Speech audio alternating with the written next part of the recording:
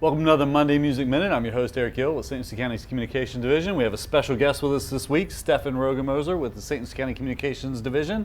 And I'm Mark Freed with the St. Lucie County Library System. Each week we go in the show, we tell you our favorite musical finds on Freegal and Hoopla, which are two services that allow you to stream and download music, movies, and TV shows. All you need is a valid library card and an internet access. So Stefan, since you're the guest this week, we'll let you kick it off. Hit us. Thank you.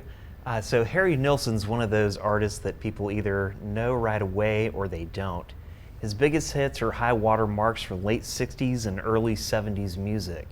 The Beatles often said Harry Nilsson was their favorite band, although he was in fact a solo artist with studio musicians backing him up. Nilsson has many great albums on Freegal, but today I will focus on Aerial Ballet. That's his second album that was first released in 1968. Aerial Ballet could be described as a whimsical singer-songwriter album, emphasis on singer with orchestral psychedelic production.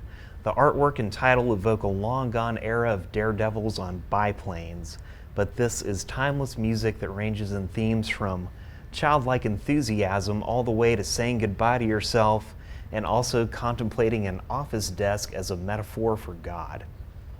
There are two big hits here.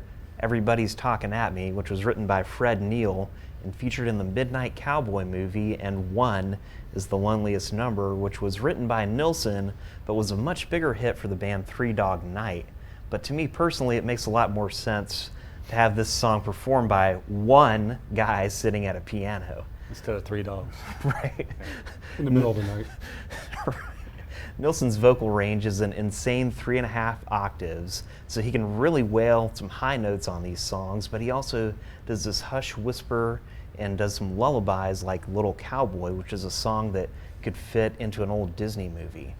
Nilsson never toured, but he was at home in the studio where he made wildly creative music that has held up well over the years. Together is a great 60s pop song with blasting horns that should have probably been a big hit, and Don't Leave Me has some of the greatest skiddly bop ad-libs in modern music history. Coming in at a whopping 29 minutes, this album packs a punch. Perhaps the strangest part of this album is an unlisted Western honky-tonk piano type song that fades in at the beginning and the end of the album like storybooks, or bookends, sorry. And if you head over to Hoopla, the library's other streaming service, you can watch the 2-hour documentary called Who is Harry Nilsson and Why is Everybody Talking About Him?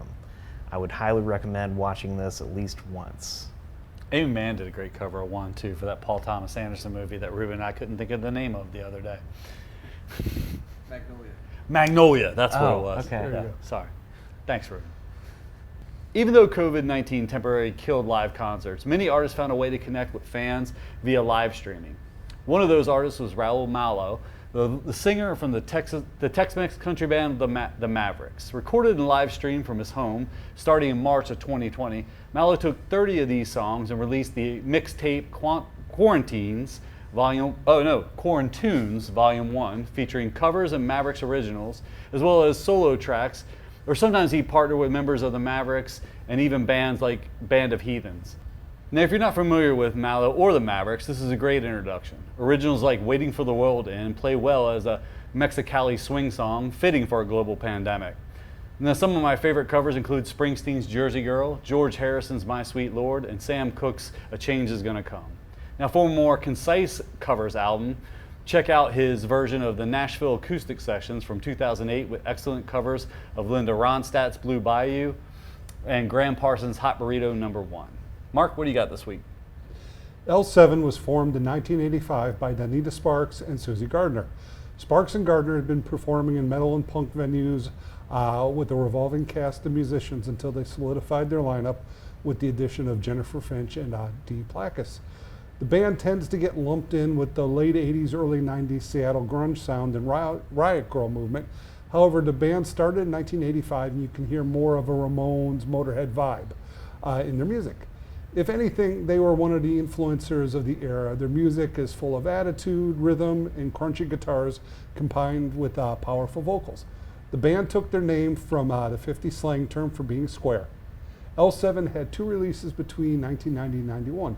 self-titled L7, and Smell the Magic, before collaborating with famed producer Butch Vig, which led to their 1992 album Bricks Are Heavy. This contained L7's biggest hit, Pretend We're Dead. They followed this up with 1994's Hungry for Stink.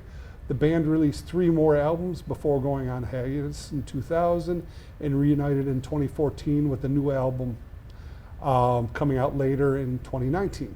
L7 toured with bands such as Red Hot Chili Peppers, Mudhoney, Nirvana, Foo Fighters, Pearl Jam, Rage Against the Machine, and other bands of that era.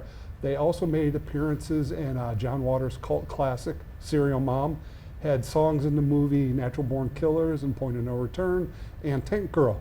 They were staples of MTV and were on the shows such as Dave Letterman Show, Jon Stewart Show, and Beavis and Butthead, just to name a few. Most of their albums can be found on Hoopla and are well worth a listen. Should have worn my Beavis and Butthead shirt that week. Timing is everything. That does it for this week's Monday Music Minute. See you next Monday.